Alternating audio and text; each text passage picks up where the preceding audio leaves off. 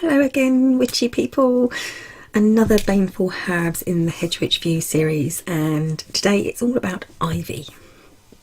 Now, here in England we do have quite a lot of folklore and tales about ivy, from graves to houses. You know, it's it's growing and waning. However, it meant something no matter what. So let's go into that straight away. So if you had ivy growing over your house and the ivy started dying, that didn't bode very well for the occupants. Basically, the ivy reflected what was going on inside the house. So if the ivy was dead or dying off, it meant there was going to be illness and sorrow, maybe even death and woe within the house. However, if the holly grew well and flourished on the outside of the house, it meant good bodings, good tidings for the household and health for members in the house. And also wealth. It's just health and wealth all rolled in together. A sprig of holly brought into the home, into the sick room of someone, was said to cheer up and help, because of that cheerfulness, to increase the speed of which a sick person got well. Now on graves, see a lot of holly, I keep on saying holly, a lot of ivy in graveyards. And if the holly just did not grow across a grave and sort of like grew round it but didn't grow onto the grave or onto the headstone, it was said that the person was not resting in peace. The soul that was buried there was not resting in peace and had not passed on. It meant that they usually had unfinished business in the realm of the living, and so they couldn't be happy going forward to the realm of the dead.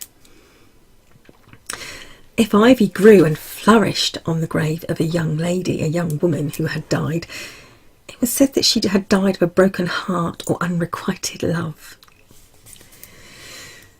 Now, that connection with love, women would hold a leaf of ivy to their heart and make a wish that the next young beau that passed them by and spoke to them would fall in love with them and eventually become their husband. See, there are a lot of these connotations with love to do with ivy. Now, ivy grows in a spiral quite often, so it can be a representation of the goddess and also the female aspect and female principles of life. So if you put ivy on your altar, it kind of represents the journey through the year. You have the spiral of energy that you can follow down and inwards, within in the winter, and then upwards again to life and energy in the spring. So once again you have this dual aspect, darkness and light. Now, dreaming of ivy, there are so many different interpretations of dreaming about ivy. Now, if you just dream about ivy as just ivy growing, it can be the foretelling of a broken promise or even a broken engagement. If you dream of holly growing around a tree, it can signify grief.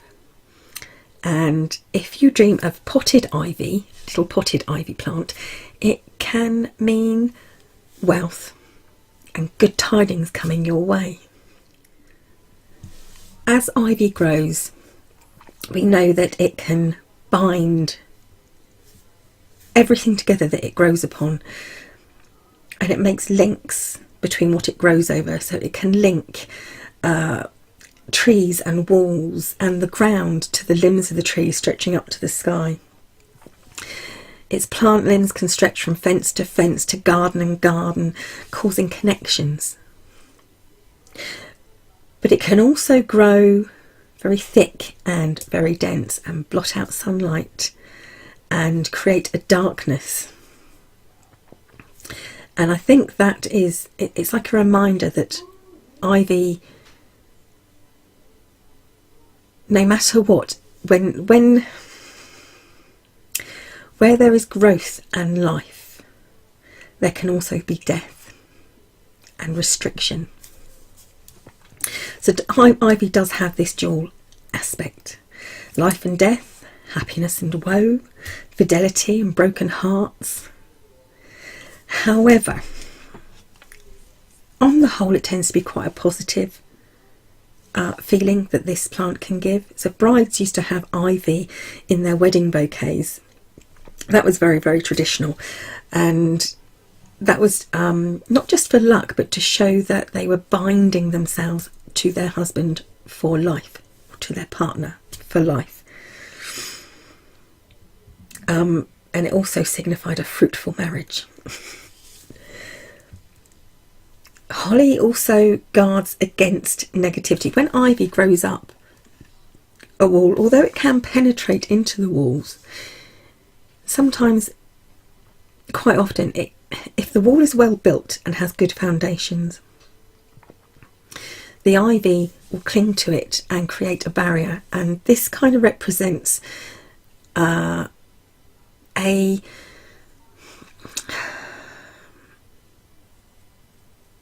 strength, a barrier against negativity, and a ward against evil and bad tidings. It's also said to repel disaster. So there we go. So it represents, just as in life and death, that there is hope in rebirth and change. Now, ivy also has this more, should we say, potent side. It's said that an old, very, very old myth is that if you wound ivy around your forehead, around your head, it would stop you getting drunk. And this kind of connects with Bacchus. Bacchus had a wreath of ivy. Now, whether Bacchus has a wreath of ivy because of this old myth, or the old myth came from Bacchus having a wreath of ivy, I'm not too sure. It was also said that you could crush ivy leaves and warm them gently in wine, and if you drink that, you couldn't get drunk on the wine. However, ivy is poisonous. You don't do that. Because of its pagan associations, the church at one time banned ivy from being brought inside the home at Yuletide. A law that, to be honest, most people ignored completely. The population just didn't want to know. That was part of their celebrations, and it came in. And of course, I did touch upon ivy when I did the holly herb plant, so I will link that below as well, so you can, because it tells you a bit about holly and ivy and Yuletide there.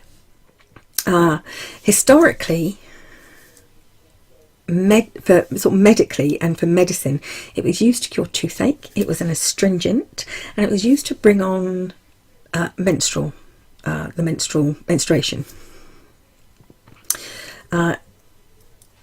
In ancient times, it was also used by brewers because they believed they used it to filter wine, and they believed that a slice of ivy bark or ivy wood could filter water from wine.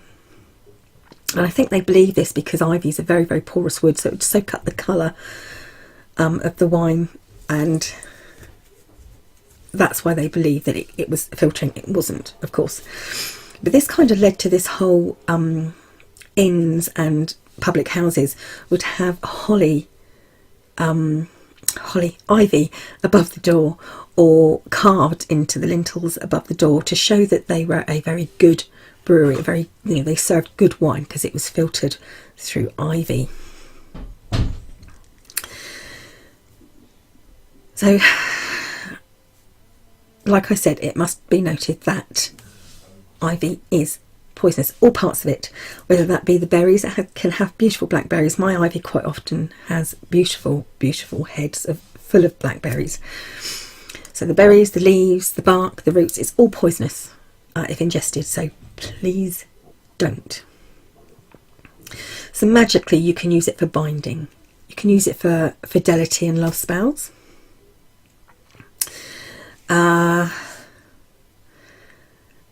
It's very much an interpretation also, because some people like to use the very dark aspect of ivy and some people prefer to use the lighter aspect of ivy. But once again, it is very much a dual aspect plant, and you can't have life without death. And you have to sort of like bear in mind that rebirth and that death as change is a good thing. So within spell work, you can use it, like I said, for a lot of things: fidelity, fertility, protection, healing, warding off negativity, binding. Its element is water, and obviously its gender is female, it's feminine. And the planet can be the moon or Saturn. Now, deities, there are a lot. Some of them, I've mentioned Bacchus, obviously that's one. And he has a lot of connotations and connections with ivy. Dionysus, Osiris, Artemis, Ariadne, these are just some of them that have this connection with ivy. Now, if you want to know a little bit more from someone who knows a lot more than me and explains things very well, I'll put a link below to Tylluan Penrys. I don't know if I got her name right. I think that's how she says it. Sorry if I got it wrong. But I'll put a link to one of her videos below, and I think it's a video on the magical properties of ivy, and she explains everything really well. And I think she goes into it a bit more in depth than I do, but there we go. Another in the Baneful Herb series, ivy. I hope you enjoyed that. Thank you for watching, witchy people. I will be back very soon. Bye for now.